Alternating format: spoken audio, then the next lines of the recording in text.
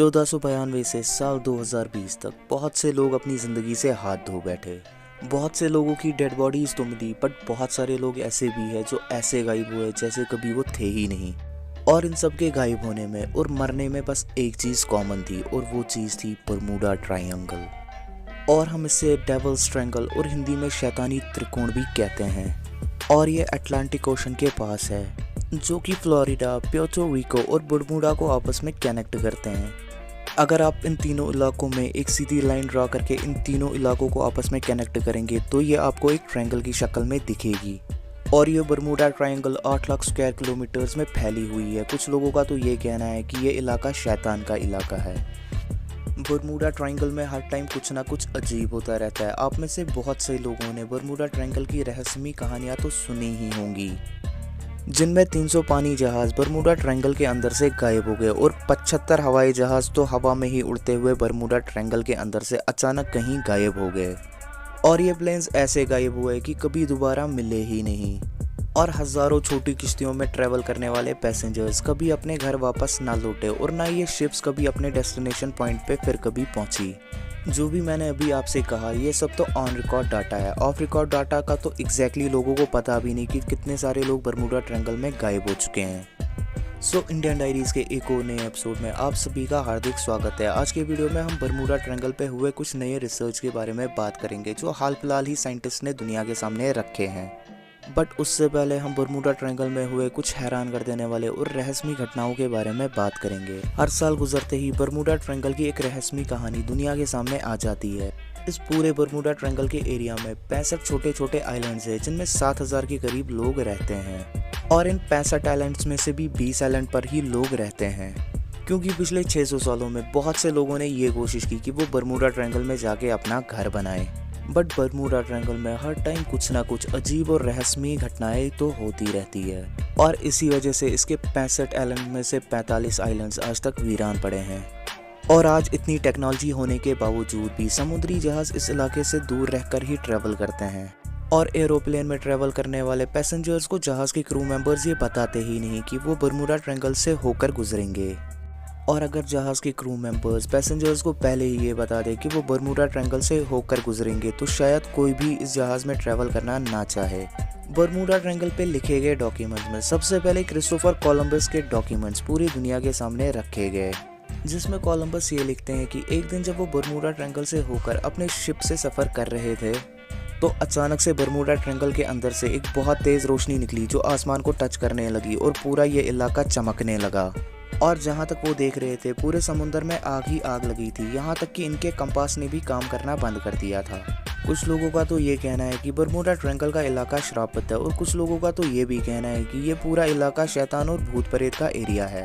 और कुछ लोग तो ये भी कहते हैं कि बरमूडा ट्रायंगल में एलियंस रहते हैं। खैर, जो भी वजह हो बरमूडा ट्रायंगल की, बट साइंटिस्ट आज तक ये प्रूव नहीं कर पाए और ना ही बता पाए कि क्या वजह है बरमूडा ट्रायंगल में आए दिन हादसा क्यों होते रहते हैं। और कुछ लोग तो ये भी कहते हैं कि उन्होंने बरमूडा ट्रायंगल में आसमान से आग की बारिश होती देखी है।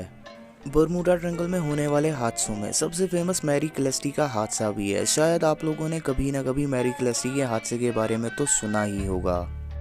मैरी क्लेस्टी एक अमेरिकन मर्चेंट शिप थी जो कि 7 नवंबर 1987 को अमेरिका के न्यूयॉर्क सिटी से जेनोवा, इटली के लिए निकली थी। और इस जहाज़ के कैप्टन का नाम बेंजामिन था, जो कि अपनी बीवी और 2 साल की बच्ची के साथ इस जहाज़ को चला रहा था। और इस जहाज़ पर 7 क्रू मेंबर्स भी शामिल थे।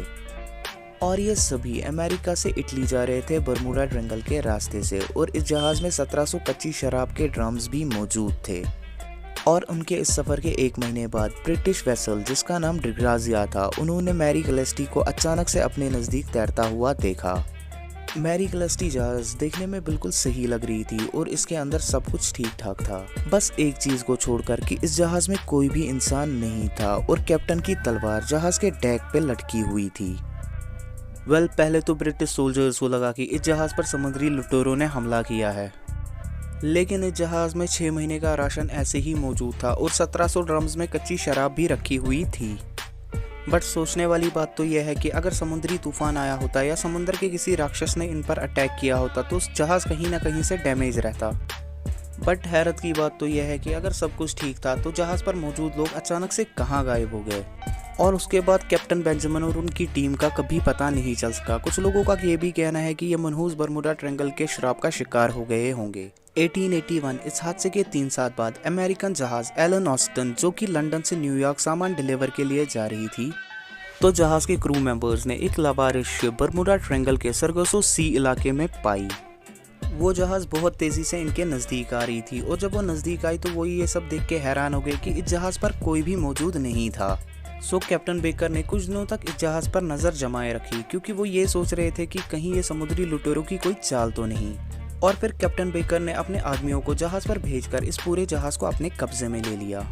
सो जब क्रू मेंबर जहाज पर पहुंचे तो वो ये देखकर शॉक हो गए कि इस जहाज में खाने पीने का सामान मौजूद है जो कि जरा भर भी खराब नहीं हुआ है। सो वो उस जहाज को अपने साथ न्यूयॉर्क ले जाने लगे। पहले तो सब कुछ ठीक था, ये दोनों जहाज साथ साथ न्यूयॉर्क की तरफ जा रहे थे, बट 2 दिन बाद अचानक से मौसम खराब हो गया और तूफान की वजह से ये दोनों जहाज एक दूसरे से बिछड़ गए। तूफान खत्म होने के 5 दिन बाद क्रू मेंबर्स को एक बार फिर दोबारा इस जहाज पे नजर पड़ी और ये बहुत तेजी के साथ एलन ऑस्टन जहाज के नजदीक आ रही थी। पहले तो कैप्टन बेकर को लगा कि ये उन्हीं के आदमी हैं, फिर कैप्टन बेकर ने अपने जहाज को उस जहाज के नजदीक कर लिया। कैप्टन बेकर और बाकी क्रू मेंबर्स ये देख के बिल्कुल शॉक रह गए कि इस जहाज पर उनका एक भी आदमी मौजूद नहीं था और ये जहाज बिल्कुल पहले जैसी ही ठीक लग रही थी। और कैप्टन बेकर ने अपने बाकी बचे हुए आदमी से कहा कि इस जहाज को अपने कब्जे में लेकर अपने साथ न्यूयॉर्क ले चलो। और न्यूयॉर्क जाते वक्त फिर से वैसा ही हुआ जैसे पहले दफा हुआ था। 2 दिन बाद एक खतरनाक तूफान आया और ये दोनों किश्ती एक दूसरे से बिछड़ गए। और कुछ दिनों बाद तूफान के थमते ही एक बार फिर ये श्रापित जहाज लोगों को नजर आया, बट इस बार भी पहले की तरह इस जहाज पर कोई भी मौजूद नहीं था। इस तूफान के बाद कैप्टन बेकर का जहाज फिर कभी नहीं मिला और ना ही कैप्टन बेकर फिर कभी मिले। और 2020 तक बहुत से लोगों का ये कहना है जो बरमुडा ट्रायंगल से ट्रेवल कर रहे थे कि उन्होंने इस श्रापित जहाज को आज भी पानी पे तैरता हुआ देखा है। 1991 में अमेरिकन जेट गर्मन कूगर भी अचानक बरमुडा ट्रायंगल से गायब हो गया और ये जहाज मैक्सिको से तला हसासी जा रही थी, मगर उस दिन बरमुडा ट्रायंगल में मौसम काफ़ी ज़्यादा ख़राब था। सो पायलट ने एयर ट्रैफिक रूम को कॉल किया और ये बताया कि मौसम काफ़ी ज़्यादा ख़राब है और उन्हें ज़्यादा ऊपर उठने की इजाज़त दी जाए। सो ट्रैफिक कंट्रोल रूम ने उन्हें ज़्यादा ऊपर उठने की परमिशन दे दी। जैसे ही ये जहाज़ तूफान क्रॉस करके सूरज की तेज़ रोशनी में आए तो ये जहाज़ अचानक से कहीं गायब हो गया और एयर ट्रैफिक कंट्रोल रूम के मेंबर्स ये देखकर बिल्कुल शॉक हो गए कि जहाज़ अचानक कहाँ गायब हो गया, क्योंकि 1 सेकंड पहले तक तो रडार जहाज की एग्जैक्ट लोकेशन दिखा रही थी, अब जहाज अचानक से कहां गायब हो गया। सो उन्होंने पायलट से बात करने की बार बार कोशिश की, बट पायलट का कोई भी जवाब नहीं मिला और यह जहाज फिर दोबारा कभी नहीं मिला। और इस जहाज को ढूंढने के लिए 6 जट्स को भेजा गया, जिनमें से 3 जट्स बरमुडा ट्रायंगल में अचानक कहीं गायब हो गए और फिर कभी नहीं मिले। सो अब चलते हैं बरमुडा ट्रायंगल के न्यू रिसर्च की तरफ जो साइंटिस्ट ने हाल फिलहाल ही दुनिया के सामने रखे। Number 1, methane gas. कुछ रिसर्चर्स का ये कहना है कि बरमुडा ट्रायंगल में मीथेन गैस की वजह से एरोप्लेन्स और शिप्स डूब जाते हैं, क्योंकि मीथेन गैस बहुत जल्द ही एरोप्लेन और जहाज को तबाह कर देती है और ये लोगों को जरा सा भी मौका नहीं देती संभलने का। Number 2, worm holes. ये थ्योरी उन लोगों के लिए है जो साईफाई में बिलीव करते हैं। शॉर्ट में कहे तो साइंटिस्ट का कहना है कि वर्म होल स्पेस में ट्रेवल करने का शॉर्टकट है। अगर आप वर्म होल में कभी गिर जाए तो आप कहीं और से कहीं और निकलिएगा। बट हैरानी की बात तो यह है कि साइंटिस्ट अभी वर्म होल को प्रूव नहीं कर पाए। कुछ साइंटिस्टों का ये भी कहना है कि बरमुडा ट्रायंगल के अंदर वर्म होल जैसे होल्स हो सकते हैं। अब वो रिसर्च जिस रिसर्च की वजह से हम इंसानों का कोई भी रिसर्च कभी भी पूरा नहीं हो सकता। कैन एनीवन गेस कि मेरा इशारा किस तरफ है? जी हाँ, आप बिल्कुल सही सोच रहे हैं। हम सबके लाडले और प्यारे एलियंस।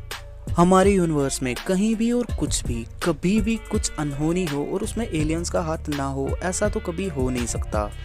कुछ साइंटिस्ट का ये कहना है कि हमारी पृथ्वी पे जो एलियंस का बेस है वो बरमुडा ट्रायंगल ही हो सकता है और वहाँ से वो हमारी पूरी पृथ्वी को कंट्रोल करते हैं और ये वहाँ आने वाले प्लेन, शिप्स और इंसानों को अपना बंदी बनाकर अपने साथ अपने प्लेनेट पर ले जाते हैं।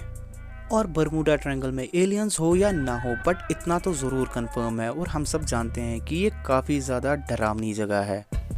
सो आज के लिए बस इतना ही। चैनल पे नए आने वाले दोस्तों से रिक्वेस्ट है कि चैनल को सब्सक्राइब करते हुए साथ मौजूद ना बजने वाली घंटी के आइकॉन को भी दबा दे, ताकि हर नए आने वाली वीडियो की नोटिफिकेशन आप सभी तक टाइम टू टाइम पहुंचती रहे।